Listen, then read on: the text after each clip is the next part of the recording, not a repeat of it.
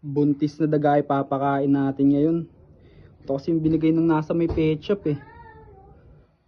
Di ko napansin na buntis pala to, nakakaawa naman. Gutom pa naman to si Wana. Eh isa lang yung nabili ko eh. 3-day fasting na yun oh. Maganda nakuha dito. Kasi nung nakaraan, nandito pa yung filter niya na yun, inusog ko na, nilgari ko yan oh, para kitang kita talaga kung paano mag take down to si Wana. Bigyan na natin tong buntis na daga, sayang naman. Ayun oh, buntis yun oh.